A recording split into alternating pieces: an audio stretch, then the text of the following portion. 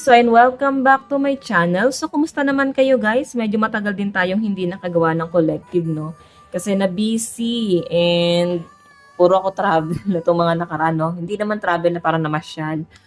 Marami akong inasikaso guys. So, ayan. Kaya, ngayon lang ulit tayo nakagawa ng collective. So, ayan guys. Maraming salamat po pala ulit kasi ayan, yung iba dito kasi pinanonood pa rin yung ating mga dating collective. Pwede pa rin naman kayo guys makaresonate sa mga dati nating collective.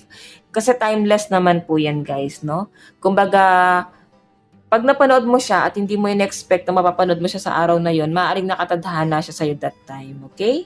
Para sa'yo talaga yung reading. So ayan guys, sa mga nagtatanong pala about private reading, ay iiwan ko na lang yung link sa atin pong description box below. Ayan. Click nyo na lang guys para ma-message nyo ko. Or kung hindi naman guys tumalab, ay pwede nyo akong i-direct message na lang po sa aking Facebook, Jade Tarot. So, tingnan natin guys, energy ng person mo. So, collective love reading yung gagawin natin guys, no? General po ito. Kung kanino ba yung pinakamalakas na energy, zodiac sign, maring sa kanya ang reading na to. So, tingnan natin, nararamdaman sa'yo ng person mo. Nararamdaman sa'yo ng person mo.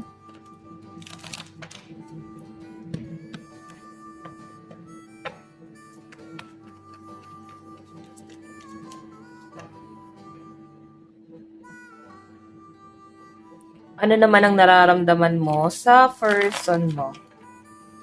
Nararamdaman mo sa person mo.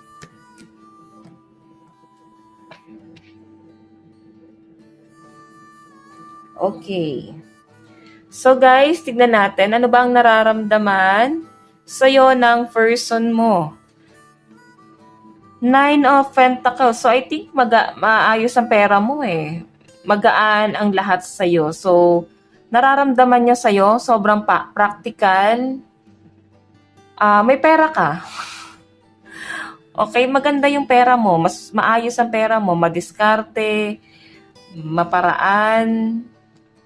Siguro masipag ka ring tao, guys, no? Kung makikita mo, siguro mahilig ka rin sa animals. Ayan, kumbaga meron kang kinakahiligan dito na isang bagay na para bang willing kang gastusan yung bagay na yon. Ganon ka kagalante, ganon ka tignan ng person mo. Kumbaga pag nagustuhan mo talaga yung isang bagay, guys, wala lang sa'yo kung gumastos ka. Kasi pag gusto mo talaga yung bagay, parang okay lang kahit maging galante ka dyan. Okay, ganon yung nakikita ko sa inyo. So yung tingin sa'yo ng person mo, nararamdaman niya sa'yo, ma-effort and hindi ka madamot sa pera and masyado kang galante, no? Marami kang tinutulungan siguro. Tignan naman natin guys, ano naman ang tingin niya sa'yo ngayon? Knight of Cups, I think masyado ka talagang ma-effort, no? Pag nagmahal ka talagang todo bigay, oo, parang bibihisan mo talaga yung tao guys. Bibihisan mo talaga yung person mo. So, napakaganda ng energy kasi yung person mo, hindi naman din siya talaga nakadepende sa'yo. Pero, natutuwa siya sa energy mo na ganyan, na parang feeling niya, nanay ka niya or tatay ka niya, na parang bang hindi mo siya pinababayaan. Okay? Kasi maano ka dito, maasikaso. Napaka-sweet. Knight of Cups, so. Tignan natin guys, ano naman ang action ni person. Meron tayong The Empress, meron ako nakitang plano sa inyo na mag-travel together, no? Parang parehas kayo, may pinag-iipunan kayo kasi I think magpaplano kayong magbiyahe.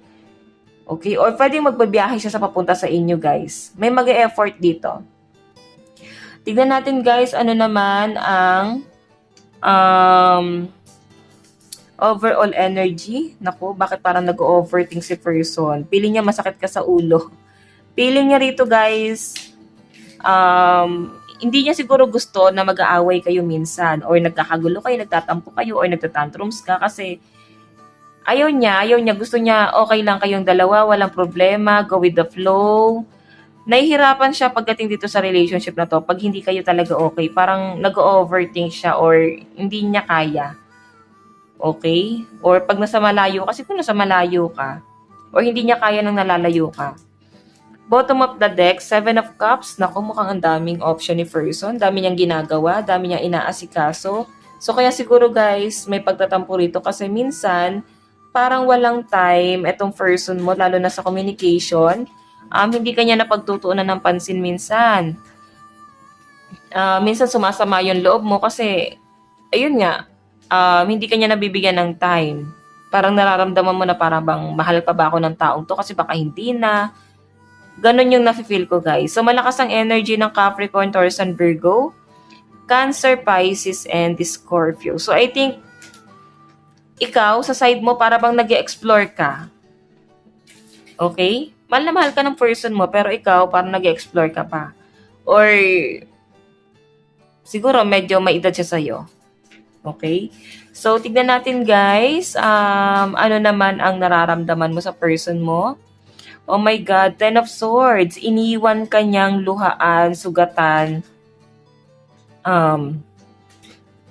I think hindi kayo okay ngayon. Masama yung loob mo sa kanya. Nararamdaman mo sa kanya parang piling mo inabandon na kanya. Sinaktan ka niya, pinarusahan ka niya. Kasi ayun, lumayo siya. O pwede ikaw to, iniwan mo siyang malungkot. Hinayaan mo siyang mag-isip. Diba yan, no?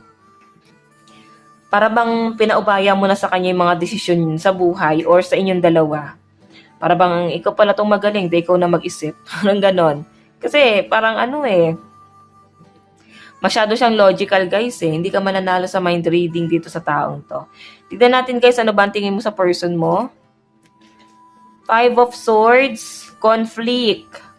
Parang feeling mo, pag napapalapit ka sa kanya, napag-uusapan ka ng mga tao, or may issue. Feeling mo, nagkakaroon ng issue every time na lalapit ka sa kanya. Or may issue siguro tong person mo. Lahat sa kanya big deal, guys, eh. Okay? I think, kaya nga ganito yung energy niya, medyo controlling, guys, eh. Medyo may issue siya, guys, no? Okay? So, tignan natin yung action niya or action mo. The Tower. So, sa nakikita ko sa inyo, guys, i-end mo na lang to. Kaya siguro siya, guys, naguguluhan. Kasi, hindi siya sanay ng ganito yung nangyayari sa inyo or iniiwan mo siya, guys. Iniiwanan mo siya ng parang may palaisipan sa kanya. And ikaw yung lumayo rito, parang mas pinili mo na lang na hiwalayan tong person na to. Kasi nararamdaman mo yung conflict sa paligid niya. Or nilalagay ka niya sa komplikado. Tignan natin yung overall energy. Meron tayong The Hermit. Mag-iisip-isip ka muna, no? Parang gusto mo nang makapagnilay-nilay sa malayo. Gusto mo nang mahanap yung peace of mind mo sa malayo. Sa pinapakita sa akin, guys, para bang gusto mo nang huminga. Okay? Parang gusto mo nang mag-isip sa malayo nang wala siya. Kasi pag malapit siya sa inyo, guys, parang nagiging distraction siya sa inyo. Okay, tignan natin yung bottom of the deck, diba? Nakahangka rito, oh. So, sa side mo, malakas ang earth sign, Capricorn, Taurus, and Virgo, nasabi natin, no? So, meron tayong air sign, Aquarius, Gemini, and Libra. Tignan natin, guys, ano pa ang kaganapan dito.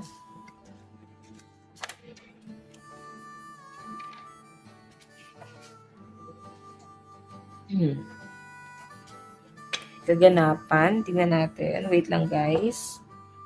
Ayan, nasusunggo ko yung camera natin. Pasensya na po.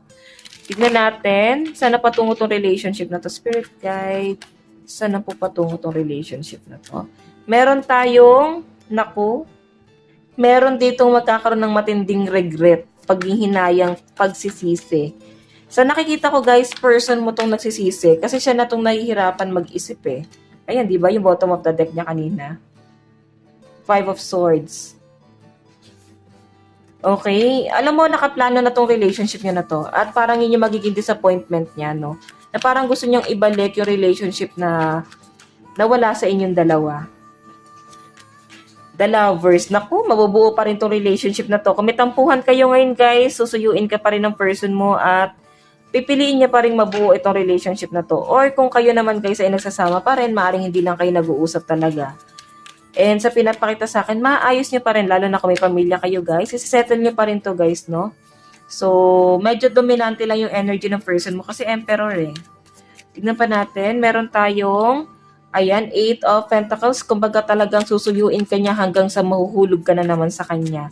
Kumbaga tatrabahuin niya talaga to, guys. Ibibigay niya yung stability na gusto mo, assurance, I think. Meron tayong King of Swords. May mga bisexual, LGBTQ. So, any gender naman to, guys. 'Diba? Yung toxic na energy from the past, guys, kakalimutan nyo na yan. So, guys, malakas ang energy ng Cancer, Pisces, and Scorpio, Capricorn, Taurus, and Virgo, and Aries. Air sign, Aquarius, Gemini, and Libra. Tignan natin. Saan patungo tong relationship na to? Meron tayong honeymoon, di ba? Mukhang papunta pa kayo sa kasalan, guys. Meron tayong engagement, di ba? Naku, mukhang yung iba sa inyo, guys, engaged na kayo ng person mo. And nauudot na naman kasi tinotopak yung isa. So, I think, nagplano na kayo na magpakasal or kung kasal na kayo, ayan, mukhang mabibigyan ng second chance to, guys. Tignan pa natin, meron tayong retreat. Kulang lang kayo, guys, sa pag-uusap at banding kung bakit, guys, nagiging ganito ang nangyayari sa inyo. And kailangan nyo, guys, ng communication, guys. Kasi dito kayo, guys, mag-work ulit. Sa communication, kailangan nyo lang pag-usapan.